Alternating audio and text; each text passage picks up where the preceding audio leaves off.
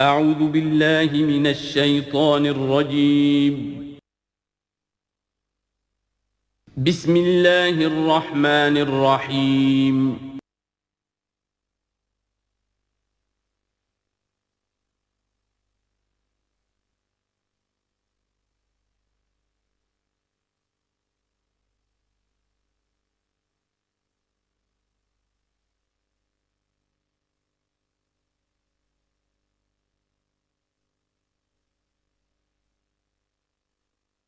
اعوذ باللہ من الشیطان الرجیم بسم اللہ الرحمن الرحیم الذین ينفقون اموالهم باللیل والنہار سرا وعلانیۃ فلہم اجرہم عند ربہم ولا خوف علیہم ولا هم یحزنون الذین یأکلون الربا لا یقومون الا کما یقوم الذی یتخبطہ الشیطان من المس ذلک بأنہم قالوا انما البیع مثل الربا وأحل اللہ البیع وحرم الربا فمن جاءه موعظة من ربه فانتهى فله ما سلف وأمره إلى الله ومن عاد فأولئك أصحاب النار هم فيها خالدون صدق الله العظيم.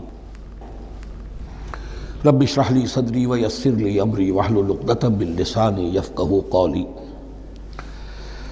ابھی سورہ مبارکہ کا وہ رکوع ہم پڑھ رہے ہیں کہ جو آج کے حالات میں اہم ترین ہے، اس لیے کہ اس دور میں اللہ کے خلاف بغاوت کی سب سے بڑی شکل تو ہے غیر اللہ کی حاکمیت کا تصور. سب سے بڑا شرک یہ ہے. نفسیاتی اعتبار سے سب سے بڑا شرک مادے پر توکل.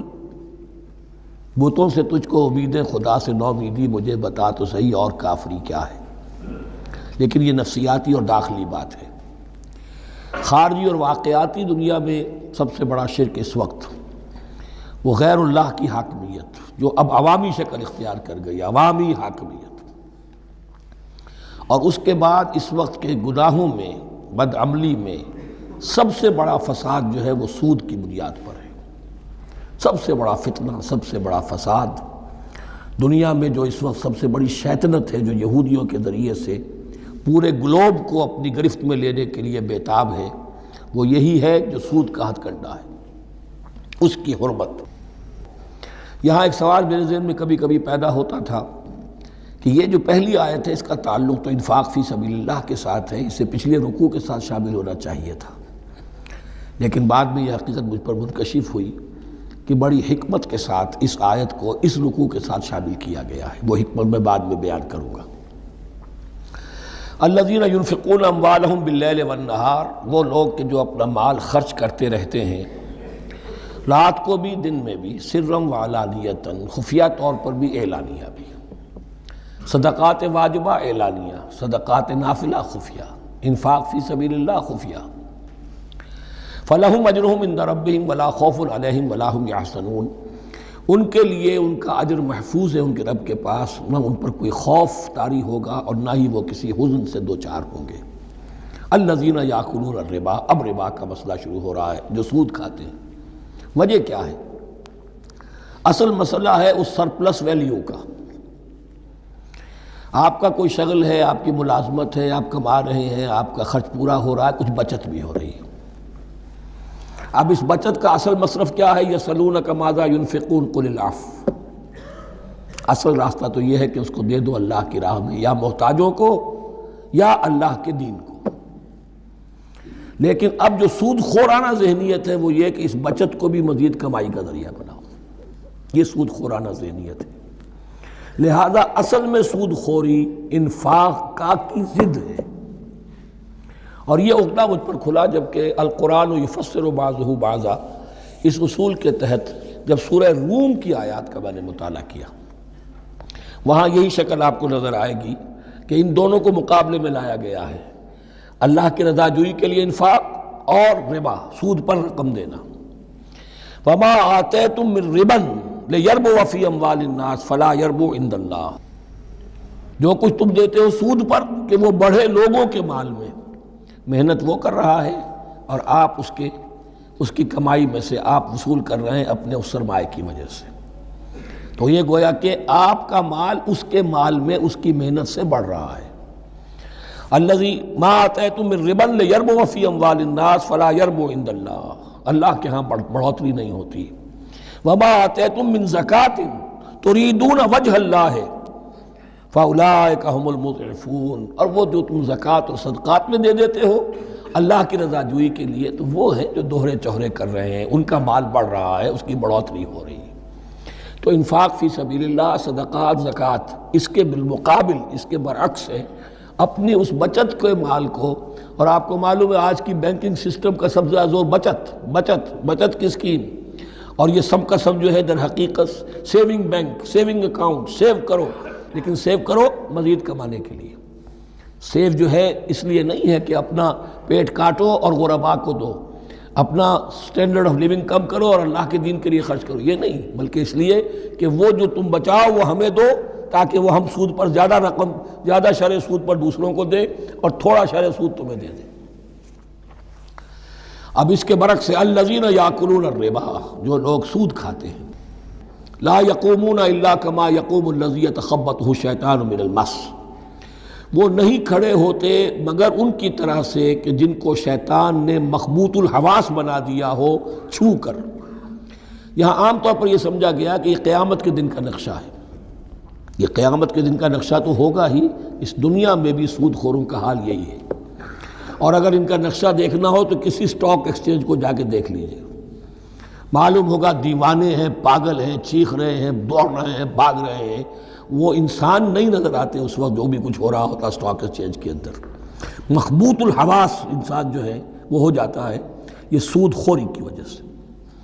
الذین یاکلون الربا لا یقومون الا کما یقوم الذی یتخبطہ الشیطان من المس ذلک بانہم قالوا انما البیع مثل الربا. اور ان کے سب سے بڑھ کر مخبوط الحواس ہونے کا مظہر یہ ہے، یہ اس لیے کہ وہ کہتے ہیں کہ بیع بھی تو ربا کی طرح ہے، بیع بھی تو سود ہے. میں نے 100 روپے کا مال خریدا، 110 میں بیچ دیا، 10 بچ گئے، یہ ربا ہے. ربا جائز ہے. 100 روپے کسی کو دیے اور 110 لیے، یہ سود ہو گیا. بھائی کیوں ہو گیا؟ 100 روپے کی شے دے دی، یہ 100 روپیہ دے دیا، کیا فرق پڑا؟ 10 لاکھ کا مکان بنایا، 4000 کے قرضے کے ماہانہ کرائے پر دے دیا، جائز ہو گیا. 10 لاکھ کسی کو دیا اور اس سے 4000 روپیہ مہینہ دینا شروع کیا، یہ سود ہو گیا، حرام ہو گیا.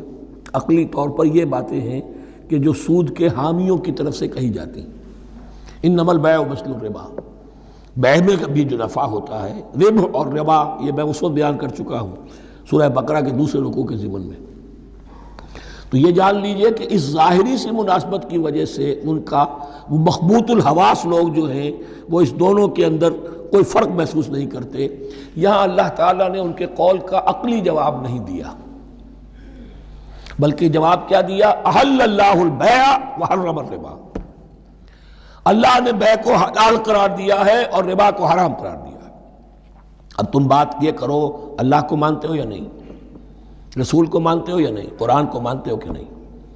یا اپنی عقل کو مانتے ہو؟ اگر تم مسلمان ہو، اگر تم مومن ہو تو اللہ کا حکم جو وہ فرمائے، نہ صرف اللہ کا، جو رسول کا ہے. ما آتاکم الرسول فخذوہ وما نہاکم عنہ فانتہوا، جو کچھ رسول تمہیں دے لے لو، اور جس چیز سے روک دے رک جاؤ. یہ تو شریعت کا معاملہ ہے. ویسے اس میں جو فرق واقع ہوتا ہے وہ یہ ہے کہ ایک ہے فلوئڈ منی، فلوئڈ کیپٹل، ایک ہے فکسڈ کیپٹل. مکان 10 لاکھ کا ہے، لیکن مکان سے جو شخص رہ رہا فائدہ کیا اٹھائے گا؟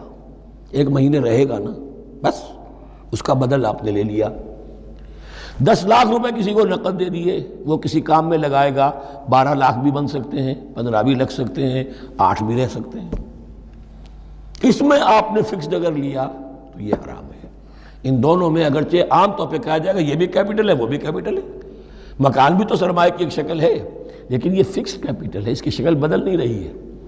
اس مکان میں تو ایک شخص رہ جائے گا، سکنا ہوگا، اس کی رہائش ہے، یا آپ کہیں گے اس کی ویئر اینڈ ٹیئر ہے تو اس کا آپ نے بدل لے لیا، بس ختم. لیکن وہ جائے گا، وہ مکان آپ کے لیے رہ جائے گا. لیکن یہ کہ 10 لاکھ جس کو دیا نقد، وہ کاروبار کرے گا، کچھ اور کہیں لگائے گا، اس کے اندر اضافہ بھی ہو سکتا ہے، کمی بھی ہو سکتی ہے. اس میں پھر فکسڈ پروفٹ لینا یہ ہے حرام، اور ان دونوں میں کوئی مناسبت نہیں. لیکن اللہ تعالیٰ نے یہ جواب نہیں دیا. جواب دیا احل اللہ البیع وحرم الربا فمن جاءہ موعظۃ من ربہ فانتہی فلہ ما سلف، تو جس شخص کے پاس اس کے رب کی طرف سے یہ نصیحت پہنچ گئی اور وہ باز آ گیا، رک گیا، فلہ ما سلف، تو جو کچھ پہلے وہ لے چکا ہے وہ اس کا ہے، وہ اس سے واپس نہیں لیا جائے گا، حساب کتاب نہیں کیا جائے گا کہ تم اتنا سود کھا چکے ہو واپس کرو۔ لیکن اس کا یہ مطلب بھی نہیں کہ اس کا کوئی گناہ ان پر نہیں ہوگا، وَأَمْرُهُ إِلَى اللَّهِ، اللہ کے حوالے رہے گا، معلق رہے گا، اللہ چاہے گا تو معاف بھی کر دے گا اور اللہ چاہے گا تو پچھلے سود کے اوپر بھی اس کی سرزنش ہوگی۔ امرہ الی اللہ ومن عاد، لیکن اس نصیحت کے آنے کے بعد بھی جس نے دوبارہ یہ حرکت کی فاولئک اصحاب النار هم فیہا خالدون، تو یہ جہنمی ہے اور اس میں ہمیشہ ہمیشہ رہیں گے۔ یمحق اللہ الربا ویربی الصدقات، اللہ تعالیٰ ربا کو مٹاتا ہے، دباتا ہے۔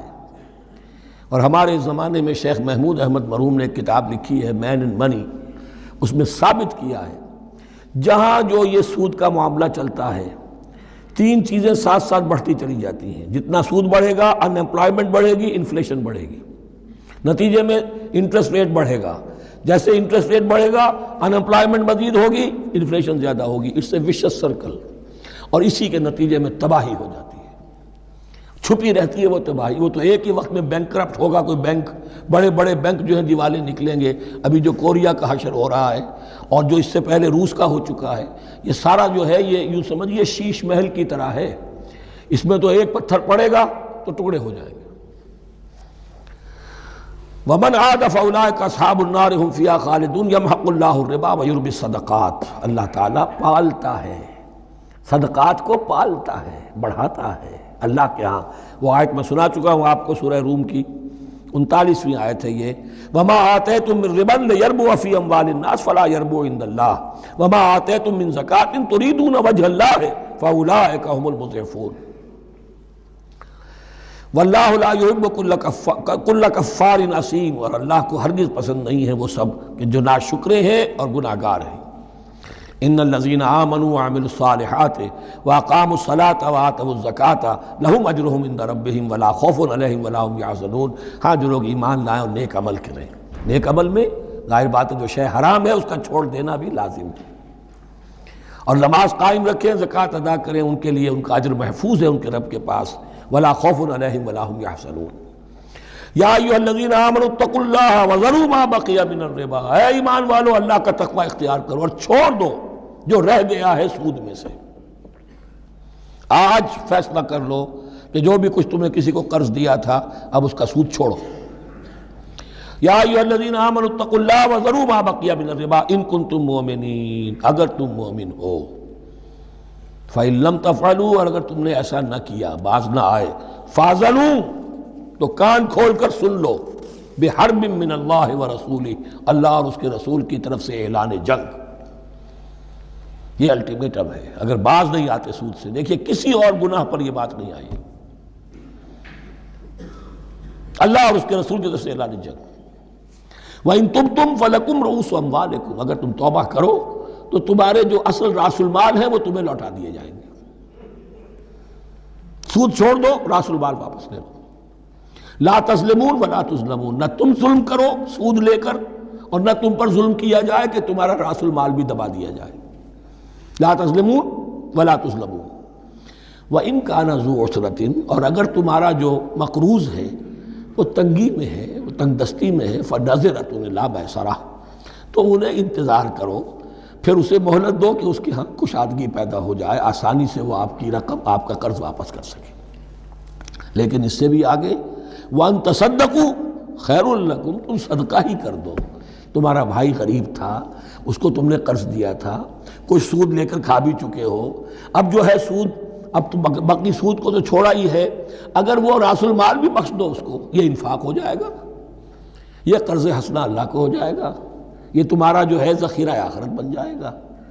تو یوں سمجھیے کہ جو بھی جو ہے جس کو سرپلس ویلیو میں نے کہا تھا اسلامی معیشت کے اندر، جو بچت ہے آپ کی، اس بچت کا سب سے اونچا مصرف کیا ہے؟ صدقہ دے دو، انفاق کر دو۔ اس سے کم تر کیا ہے؟ قرض حسنہ، قرض دے دو کسی کو تاکہ وہ اپنی ضرورت چلا لے، اس کا کاروبار رکا ہوا تھا وہ چل پڑے گا اور تمہیں پھر وہ اپنی اصل رقم واپس کر دے گا. یہ قرض حسنہ اس سے کم تر درجہ ہے. تیسرا درجہ ایک اور بھی ہے جو جائز تو ہے مکروہ، پسندیدہ نہیں ہے. تم زیادہ ہی خسیس ہو، چلو مزاربت پر دے دو، اور مزاربت یہ ہے کہ رقم تمہاری کام وہ کرے گا. اگر بچت ہو جائے تو تم بھی لے لینا، اگر نقصان ہو جائے تو کوئی تاوان نہیں لے سکتے اس سے. یہ ہے مزاربت. اس کے بعد اگر تم کہو کہ میں دے رہا ہوں، مجھے اتنے % تو بہرحال تم نے دینا ہی دینا ہے، اس سے بڑھ کر حرام شے کوئی نہیں.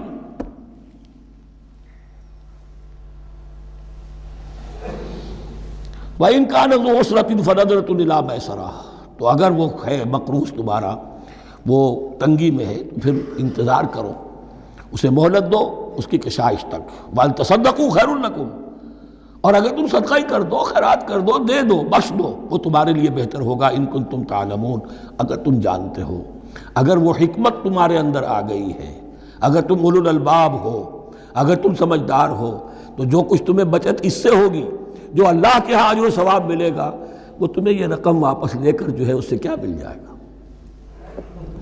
وَاتَّقُوا يَوْمًا تُرْجَعُونَ فِيهِ إِلَى اللَّهِ، یہ آیت آخری آیت ہے قرآن کی نزول کے اعتبار سے. آیت ڈرو اس دن سے، تو دیکھیے وہی آیت یاد کیجئے. وَاتَّقُوا يَوْمًا لَا تَجْزِي نَفْسٌ عَن نَفْسٍ شَيْئًا وَلَا يُقْبَلُ مِنْهَا شَفَاعَةٌ وَلَا يُؤْخَذُ مِنْهَا عَدْلٌ وَلَا هُمْ يُنصَرُونَ. وَاتَّقُوا يَوْمًا لَا تَجْزِي نَفْسٌ عَن نَفْسٍ شَيْئًا وَلَا يُقْبَلُ مِنْهَا عَدْلٌ وَلَا تَنفَعُهَا شَفَاعَةٌ وَلَا هُمْ يُنصَرُونَ. وَاتَّقُوا يَوْمًا تُرْجَعُونَ فِيهِ إِلَى اللَّهِ، ڈرو اس دن سے جس دن کے لوٹا دیے جاؤ گے تم اللہ کی طرف.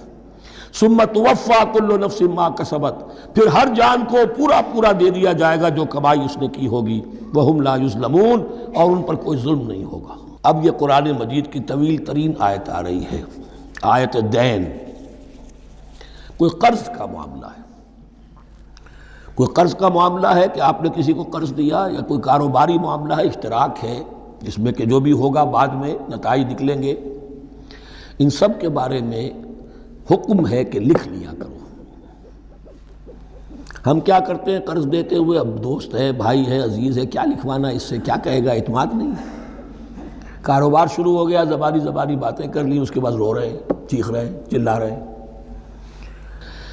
یا ایھا الذین آمنوا اذا تداینتم بدین الی اجل مسمى فاکتبوہ، اے اہل ایمان جب بھی تم کوئی معاملہ کرو قرض کا ایک وقت معین تک کے لیے، ایک تو وقت معین ہونا چاہیے، یہ قرض دے رہے ہیں کب واپس ہوگا. فاکتبوہ، تو اس کو لکھ لیا کرو. یہ فعل امر ہے، الامر للوجوب، واجب ہے یہ. وَلْيَكْتُبْ بَيْنَكُمْ كَاتِبٌ بِالْعَدْلِ، اور چاہیے کہ کوئی لکھنے والا تمہارے مابین عدل کے ساتھ، لکھنے والا کوئی ڈنڈی نہ مار جائے، انہیں بھی چاہیے کہ وہ صحیح صحیح لکھے. وَلَا يَأْبَ كَاتِبٌ أَن يَكْتُبَ كَمَا عَلَّمَهُ اللَّهُ فَلْيَكْتُبْ، اور کسی بھی شخص کو جسے اللہ نے سکھایا ہوا ہے کتابت لکھنے کا کام، تو اس کو انکار نہیں کرنا چاہیے لکھنے سے. اللہ نے اسے یہ علم دیا ہے، اسے چاہیے کہ لکھ دے. اس لیے کہ اس معاشرے میں پڑھے لکھے لوگ تو بہت کم ہوتے تھے. اب بھی یہ ہوتا ہے، عرائض نویس وغیرہ ہوتے ہیں، وثیقہ نویس ہوتے ہیں، پیسے دے کے ان کو جو لکھواتے ہیں. لیکن اگر کوئی وثیقہ نویس جو ہے بے ایمانی کرے اور لکھنے میں کوئی کمی کر جائے تو جو جس کے اوپر ذمہ داری ہے اسے نقصان پہنچ جائے گا. وَلْيَكْتُبْ بَيْنَكُمْ كَاتِبٌ بِالْعَدْلِ، اور چاہیے کہ لکھنے والا تمہارے مابین انصاف کے ساتھ لکھے.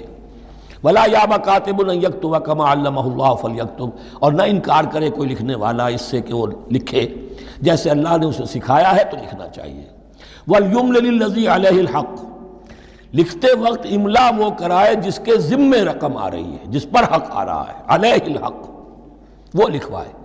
جس کا مال ہے وہ نہ لکھوائے، جس پر ذمہ داری آ رہی ہے وہ لکھوائے کہ میں کیا ذمہ داری لے رہا ہوں. وَلْيَتَّقِ اللَّهَ رَبَّهُ، اور اللہ سے ڈرتا رہے اپنے رب سے. وَلَا يَبْخَسْ مِنْهُ شَيْئًا، اور لکھوانے میں اس میں سے کوئی شے کم نہ کر دے.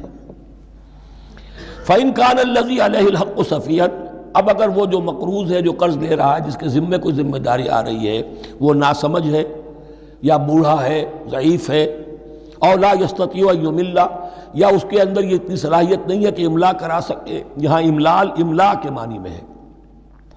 ہوا فلیملل ولیہ بالعدل، تو اگر وہ نہیں املا کرا سکتا تو اس کا کوئی ولی ہو، اس کا کوئی وکیل ہو، اس کا کوئی اٹارنی ہو، وہ اس کی طرف سے اس کو لکھوائے۔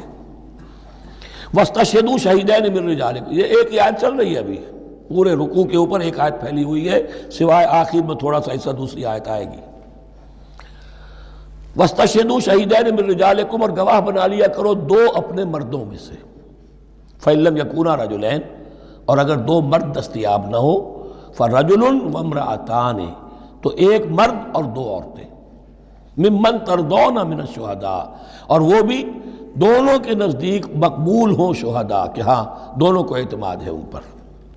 اب یہ جو سوال آ گیا کہ ایک مرد کی جگہ دو عورتیں، دو مرد یا پھر ایک مرد کا ہونا تو لازم ہو گیا، محض عورت کی گواہی نہیں چلے گی، لیکن اس کا آیا مسئلہ ہر قسم کے معاملے کا ہے یا قرض اور مالی معاملات میں وثیقہ نویسی کا، یہ ایک علیحدہ مسئلہ ہے، یہ تو باتیں پھر فقہا کے ہاں تفصیل سے ملتی ہیں، لیکن یہ مسئلہ موجود ہے کہ دو مرد، اور اگر دو مرد دستیاب نہ ہوں تو ایک مرد اور دو عورتیں، تو سوال تو پیدا ہو گیا کہ کیا عورت کی گواہی عادی ہے؟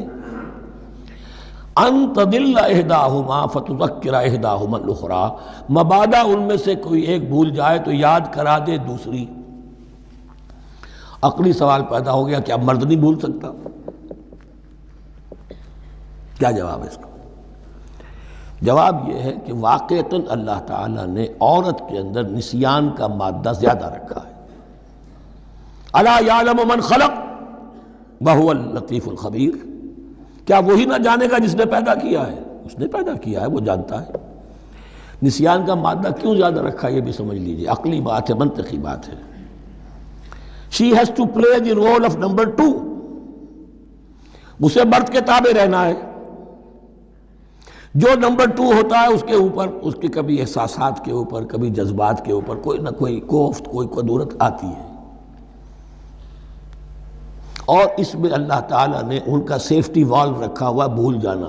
اگر بھولنا نہ ہو، یاد ماضی عذاب ہے یا رب، چھین لے مجھ سے حافظہ میرا، یہ نسیان جو ہے یہ بھی ایک بہت بڑی نعمت ہے، ورنہ تو کوئی صدمہ دل سے اتری نا، کوئی غصہ کبھی ختم ہوئی نا، تو بھولنے کا معاملہ یہ سیفٹی ویلو اللہ نے عورت میں زیادہ رکھا ہے، اس لیے کہ اسے مرد کے تابع ہو کر رہنا ہے، اور جب تابع ہو کر رہنا ہے تو اسے زیادہ اس کے احساسات پہ، جذبات پر زیادہ مواقع آئیں گے کہ اس کو کچھ زک پہنچے، اس کے لیے یہ سیفٹی ویلو کے نسیان ہے، یہ زیادہ رکھ دیا گیا ہے۔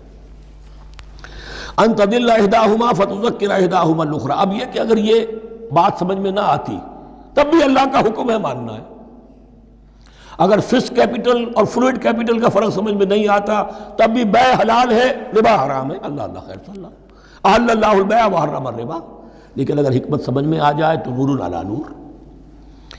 ولا یاب الشہداء اذا ما دعوا، اور نہ انکار کریں گواہ جب کہ ان کو بلایا جائے۔ اب گواہی کے لیے بلایا جائے تو گواہ نہیں آ رہے، نخرہ کر رہے، نہیں، ان کو آنا چاہیے۔ جو اللہ کی کوئی گواہی جو ہے اگر چھپائی ہے تو بہت بڑا ظلم ہے۔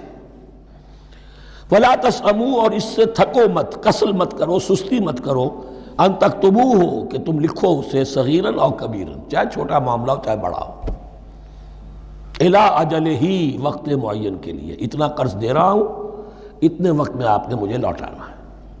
اس کے بعد آپ بڑھا سکتے ہیں، آپ دیکھ سکتے ہیں، اسے مزید مہلت دے سکتے ہیں، ایسے ہی حالات ہیں تو آپ معاف بھی کر سکتے ہیں، لیکن یہ کہ جب لکھنا ہے، حکم دیا جا رہا ہے تو اس میں اجل معین ہو، الی اجلہ، اور اس میں چھوٹے بڑے کی تفریق نہ کرو، چاہے چھوٹا مسئلہ بڑا لکھ لو۔ ذالکم اقسط عند اللہ، یہ اللہ کے نزدیک بھی زیادہ مبنی بر انصاف ہے، واقوم للشہادہ، اور گواہی کے لیے زیادہ قوی ہوگا اور زیادہ درست ہوگا۔ لکھی ہوئی شے ہوگی تو اب معاملہ جو ہے بہت واضح رہے گا، ورنہ زبانی یادداشت کے اندر کہیں کہیں جو ہے تعبیر ہی میں فرق ہو جاتا۔ وعدنا اللہ ترتابوا، اور یہ اس کے بہت قریب ہے کہ تم بھولو گے نہیں، الا ان تکون تجارۃ حاضرۃ تدیرونھا، الا یہ کہ کوئی لین دین ہو، تجارت ہو جو حاضر ہوتی ہے دست بدست، آپ نے سودا دیا، اس نے پیسے دے دیے، اب کیش بھی وہ دے دیجئے یا آپ دینا چاہیں تو، ورنہ یہ شریعت میں لازم نہیں ہے۔ اگر ایسا دست بدست کا معاملہ ہے تو پھر یہ ہے کہ وہ تو ہو گیا ایکسچینج، وہ مال جو ہے دکاندار نے مال دیا، آپ نے پیسے دے دیے، اس کے لکھنے کی ضرورت نہیں ہے۔ الا ان تکون تجارۃ حاضرۃ تدیرونھا بینکم، تو اگر وہ تجارت ہو کہ نقد تمہاری چلتی ہے، آپس میں لین دین ہو رہا ہے، فلیس علیکم جناح الا تکتبوھا، تو کوئی حرج نہیں ہے تم پر کہ اسے نہ لکھو۔ واشہدوا اذا تبایعتم، اور گواہ بنا لیا کرو جب کوئی مستقبل کا سودا کرو۔ یہ بیع سلم جو ہوتی ہے یہ مستقبل کا سودا ہے، قرض کا سودا ہے۔ بیع سلم بھی ایک طرح کا قرض ہے۔ آج آپ طے کرتے ہیں کسی شخص سے، کسی کاشتکار سے، زمیندار سے کہ اگلا موسم جو آئے گا فصل کا، گیہوں کی فصل کا، تو اتنے روپے من کے حساب سے 500 من گندم میں آپ سے لوں گا۔ یہ بیع سلم کہلاتی ہے، اور اس میں لازم ہے کہ پوری قیمت ابھی ادا کر دیں۔ لیکن اس میں بھی کہ اس وقت آپ کو اتنی گندم دینی ہے، اس کو لکھوا لو اور اس پر 2 گواہ بنا لو۔ واشہدوا اذا تبایعتم ولا یضار کاتب ولا شہید، اور نہ نقصان پہنچایا جائے کسی لکھنے والے کو یا گواہ کو، اور نہ نقصان پہنچائے کوئی لکھنے والا یا گواہ۔ یہ یضار دونوں کے لیے آ جائے گا، یہ معروف بھی ہے اور مجرور بھی ہے۔ نہ ضرر پہنچایا جائے اور نہ ضرر پہنچائے، نہ کوئی کاتب اور نہ کوئی شہید گواہ۔ وَإِن تَفْعَلُوا، اگر تم ایسا کرو گے، نقصان پہنچاؤ گے، فَإِنَّهُ فُسُوقٌ بِكُمْ، تو یہ تمہارے لیے بہت بڑے گناہ کی بات ہوگی۔ وَاتَّقُوا اللَّهَ، اللہ سے ڈرو، وَيُعَلِّمُكُمُ اللَّهُ، اللہ تمہیں تعلیم دے رہا ہے، وَاللَّهُ بِكُلِّ شَيْءٍ عَلِيمٌ، اللہ ہر چیز کا علم رکھنے والا ہے۔ یہ ایک آیت ہوئی ہے، آخری پارے کی میرا خیال 4 5 6 صورتیں جمع کر لیں تو جا کر ہی ایک آیت کا حجم برابر ہوگا۔ جو میں نے کہا تھا کہ آیات کی تعیین توقیفی ہے، یہ ہمارے حساب کتاب سے، گرامر سے، منطق سے، علم بیان سے کسی سے کوئی تعلق نہیں اس کا۔ وَإِن كُنتُمْ عَلَىٰ سَفَرٍ، اور اگر تم سفر پر ہو، وَلَمْ تَجِدُوا كَاتِبًا، اب وہاں کوئی لین دین کا معاملہ ہو گیا، قرض کا ہو گیا، کاتب کوئی ہے نہیں، فَرِحَانٌ مَقْبُوضَةٌ، تو کوئی گروی شے رکھ لو قبضے میں،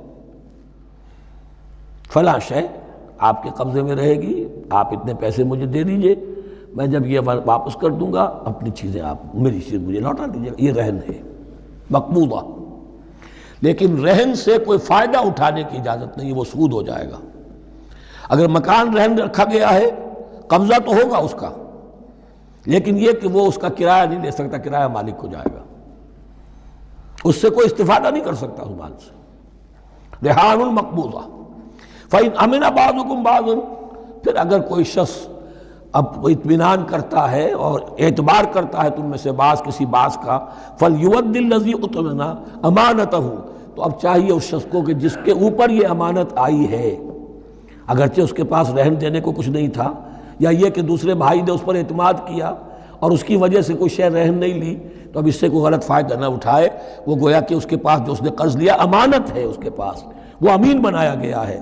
فَلْيُوَدِّ الَّذِي اؤْتُمِنَ أَمَانَتَهُ، کہ اپنی امانت واپس لوٹائے، وَلْيَتَّقِ اللَّهَ رَبَّهُ، اور ڈرے اللہ سے جو اس کا رب ہے۔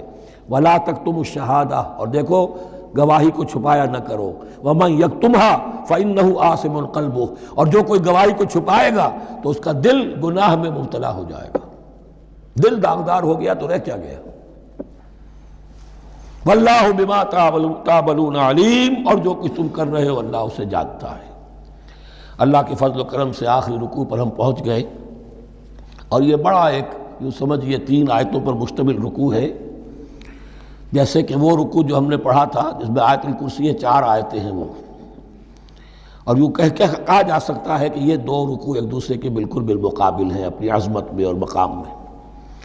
آیت الکرسی کی جگہ یہاں ایک دعا کی آیت ہے، جامع ترین دعا جو آئے گی آخری آیت میں، للہ ما فی السماوات و ما فی الارض۔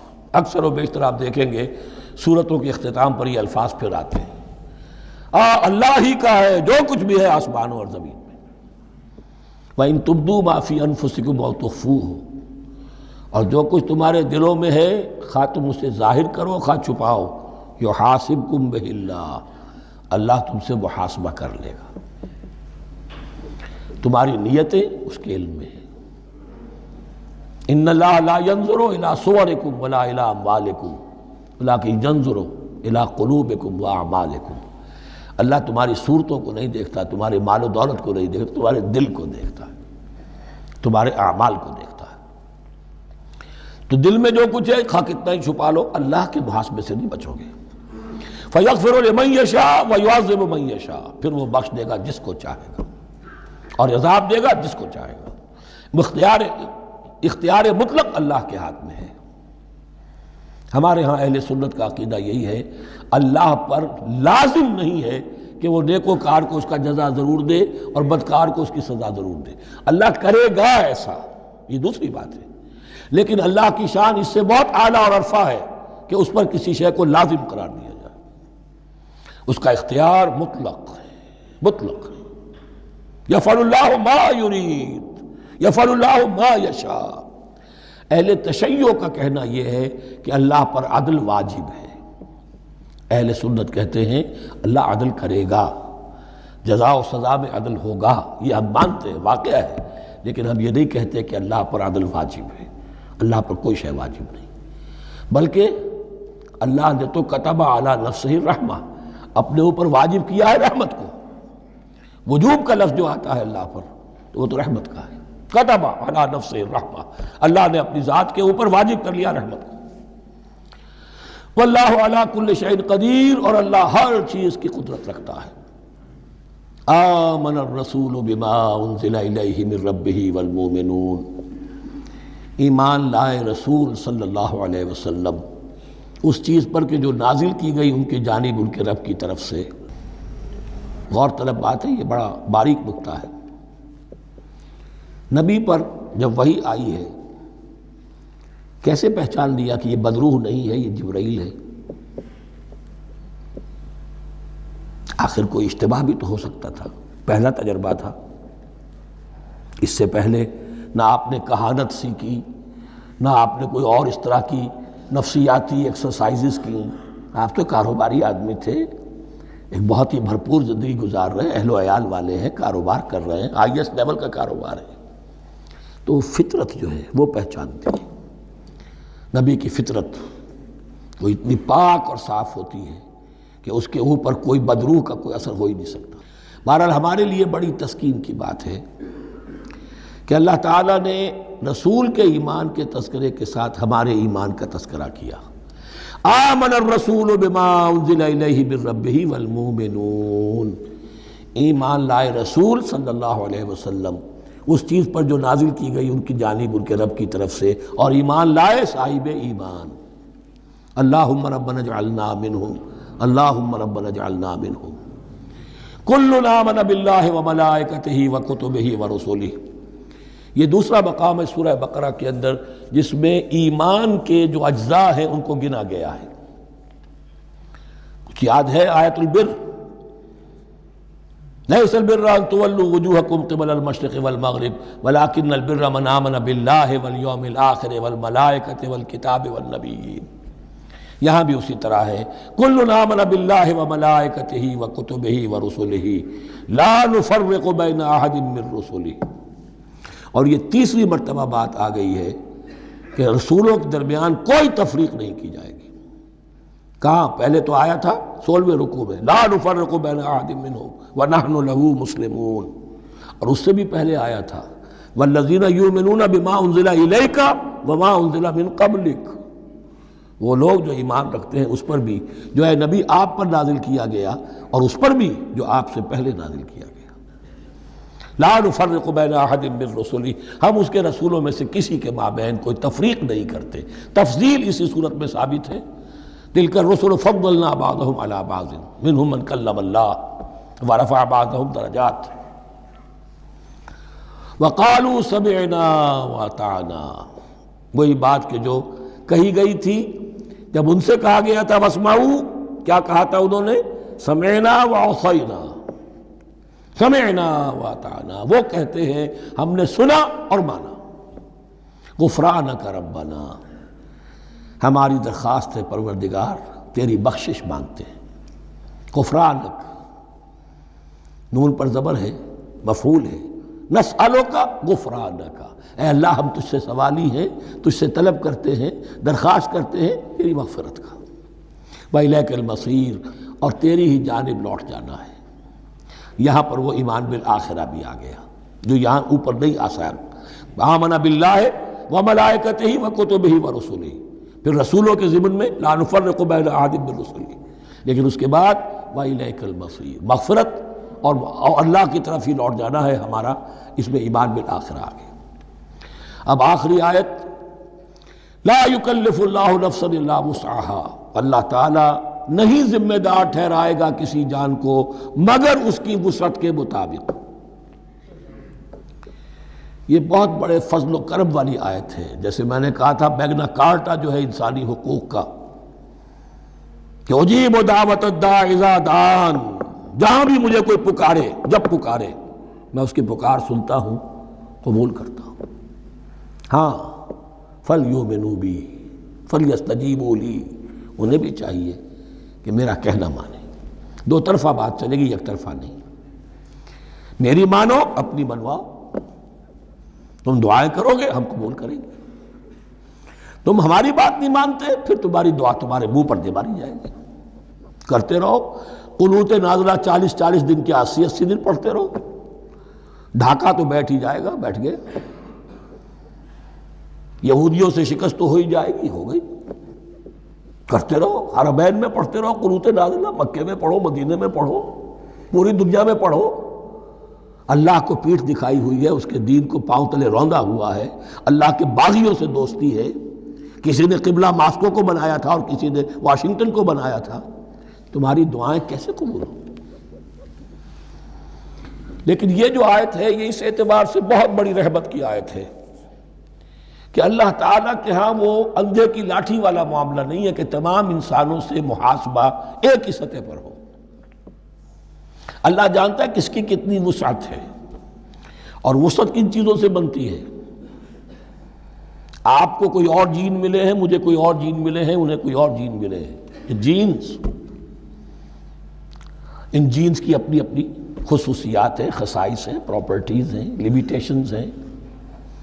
آپ کو کوئی اور ماحول ملا، اسے کوئی اور ماحول ملا، اسے کوئی اور ماحول ملا، تو hereditary factors multiplied by environmental factors, ان دونوں سے ایک شخصیت کا ہیولہ بنتا ہے انسان کا، جس کو پیٹرن کہتے ہیں ہمارے مستری لوگ۔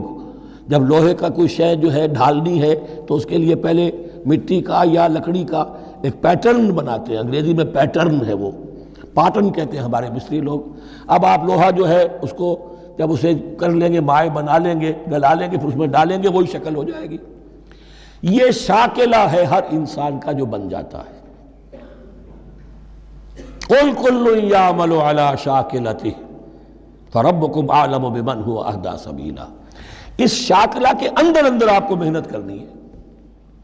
اللہ جانتا ہے کس کا شاکلہ وسیع تھا، کس کا شاکلہ تنگ تھا، کس کے جینز اعلیٰ تھے، کس کے جینز ادنا تھے، کس کے ہاں ذہانت زیادہ تھی، کس کے ہاں جسمانی قوت زیادہ تھی۔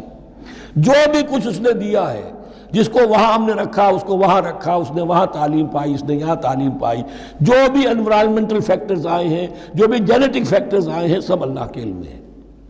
ان سب کو ملحوظ رکھ کے اللہ حساب لے گا۔ جو شاکلہ ہم نے تمہیں دیا تھا اس میں تم نے کیا کیا؟ ایک شخص کے اندر فرض کیجئے استعداد ہی ہے 20 درجے کی استعداد ہے، اس نے فرض کیجئے 18 درجے کام کر دیا، کامیاب ہو گیا۔ کسی میں استعداد 100 درجے کی تھی، اس نے 50 درجے کیا، ناکام ہو گیا۔ حالانکہ کمیت کے اعتبار سے 50 درجے زیادہ ہے 18 درجے سے، لیکن یہ 18 درجے کا کام وہ کر رہا ہے جس کے اندر استطاعت تھی ہی 20 کی، یا 18 ہی کی تھی، اس نے پوری کر دی۔ اور 50 درجے والا وہ جس کو اللہ نے دے رکھی تھی 1000 کی استطاعت، اس کا وہ 50 بیکار ہو گیا۔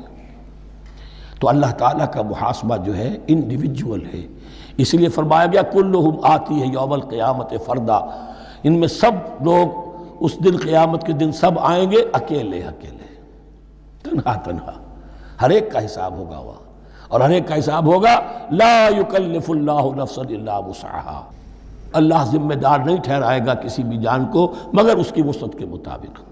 البتہ اس کا اب ایک ریورس ہے۔ ہوتا کیا ہے، ہم سمجھتے ہیں دنیا میں تو بھاگ دوڑ کر رہے ہیں اور دین اجی ہمارے اندر تو استطاعت، دین کے کام کی صلاحیت ہی نہیں ہے۔ دنیا میں دیکھیں بڑے کامیاب، تیزی کے ساتھ دوڑ رہے ہیں، کامیاب پر کامیاب۔ دین ہمارے اندر تو استطاعت نہیں ہے، استعداد ہی نہیں ہے، کیا کریں؟ یہ دھوکہ ہے، سیلف ڈسیپشن ہے۔ استعداد اور استطاعت کے بغیر اور صلاحیت اور ذہانت کے بغیر دنیا میں بھی آپ کما نہیں سکتے، محنت نہیں کر سکتے، کوئی نتائج حاصل نہیں کر سکتے۔ یہ دھوکہ اپنے آپ کو نہ دیجئے۔ یہ ہے جو کچھ کر سکتے ہو کیجئے، کھودیے اپنی شخصیت کو، کھود کر جو نکال سکتے ہو نکال دیجئے۔ ہاں آپ نکال سکیں گے اتنا ہی جتنا آپ کے اندر ودیت ہے، زیادہ کہاں سے لے آئیں گے؟ اور اللہ نے کس میں کیا ودیت کیا ہے وہ جانتا ہے۔ اس کا حساب لینا جو ہے، محاسبہ، وہ اس پر ہے کہ جو اس نے تمہیں دیا ہے۔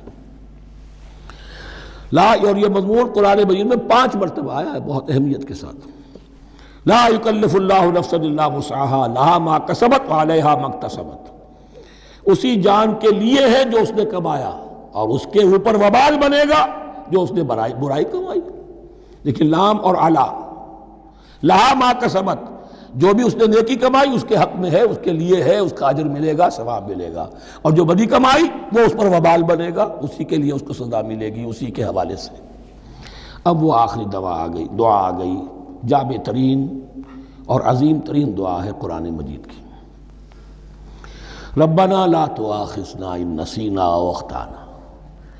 اہل ایمان کے راستے پر، عمل صالح کے راستے پر مقدور بھر، امکان بھر اپنی شخصیت کے کونوں کھدروں میں سے بھی نکال کر، اپنی ریزیڈول انرجیز کو بھی نکال کر اللہ کی راہ میں لگا دیں۔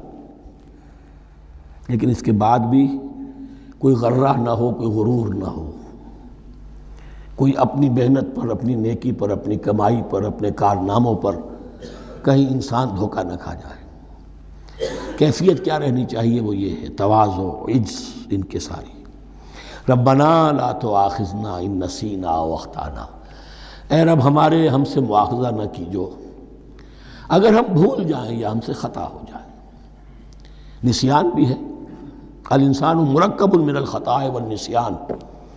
انسان کے اندر یہ دونوں چیزیں، خطا اور نسیان، یہ تو گنجی ہوئی ہیں۔ خطا یہ ہے کہ آپ نے اپنی امکانی حد تک تو نشانہ ٹھیک لگایا تھا، نشانہ خطا ہو گیا، ٹھیک ہے، کوئی بات نہیں، آپ کی نیت صحیح تھی۔ ایک اجتہاد کرنے والا اجتہاد کر رہا ہے، امکانی حد تک اس نے کوشش کی ہے کہ صحیح رائے تک پہنچے، لیکن خطا ہو گئی، اللہ معاف کرے گا۔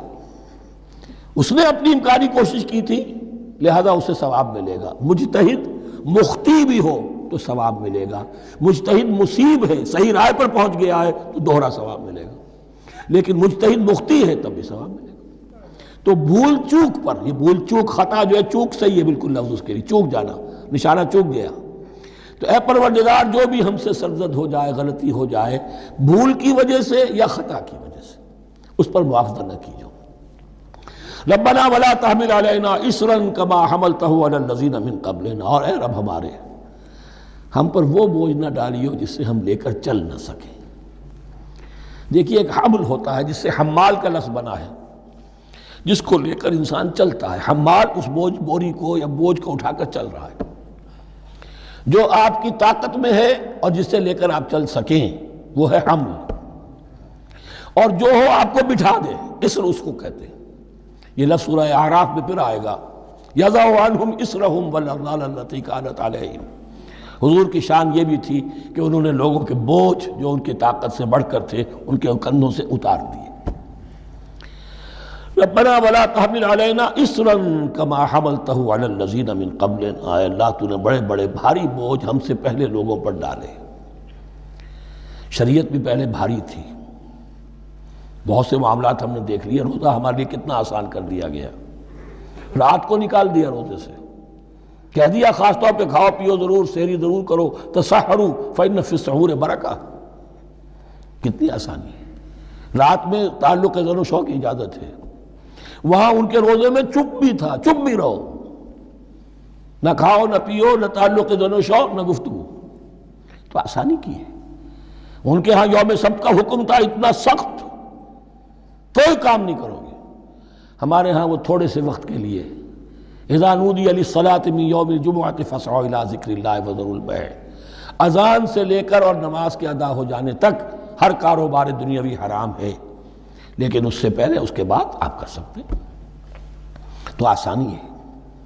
ربنا ولا تحمل علینا اصرا کما حملته علی الذین من قبلنا ربنا ولا تحملنا ما لا طاقت لنا به، اور اے رب ہمارے ہم پر وہ بوجھ نہ ہم پر عائد کیجو، ہم پر ڈالیو جس کی کہ ہمارے اندر طاقت نہ ہو۔ واعف عنا، ہم سے درگزر فرماتا رہے، ہمیں معاف کرتا رہے۔ واغفر لنا، اور ہمیں بخشتا رہے۔ مغفرت کا لفظ جو ہے اس کو سمجھ لیجئے ڈھانپنا۔ مغفر کہتے ہیں خود کو، جو ہیلمٹ پہنا ہوتا ہے تاکہ گولی جو ہے وہ سر پہ لگے تو یہ آپ کو بچا لے۔ مغفر خود پہنتے تھے تلوار کے وار سے سر کو بچانے کے لیے، سر کو ڈھانپا ہوا مغفر سے۔ تو گناہ کو اللہ تعالیٰ اپنی رحمت سے ڈھانپ دے۔ واغفر لنا، ہماری خطاؤں کی پردہ پوشی فرما دے۔ ورحمنا، اور ہم پر رحم فرما۔ انت مولانا، تو ہمارا مولا ہے، والی ہے، ہمارا پشت پناہ ہے، مددگار ہے۔ اللہ ولی الذین آمنوا یخرجہم من الظلمات الی النور فانصرنا علی القوم الکافرین، بس ہماری مدد فرما کافروں کے مقابلے میں۔ انہی الفاظ پر وہ دعا ختم ہوئی تھی جو طالوت کے ساتھیوں نے کی تھی علیہ الصلوۃ والسلام۔ اصل میں یہ دعا اب تلقین کی جا رہی ہے، مرحلہ سخت آ رہا ہے، مرحلہ سخت ہے اور جان عزیز، تاب لاتے ہی بنے گی غالب۔ اب وہ مرحلہ آ رہا ہے، اس کے لیے تیار ہو جاؤ۔ یہ سارا حصہ جو ہے در حقیقت یہ تمہید ہے غزوہ بدر کی۔ بارک اللہ لی ولکم فی القرآن العظیم ونفعنی وإیاکم بالآیات والذکر الحکیم۔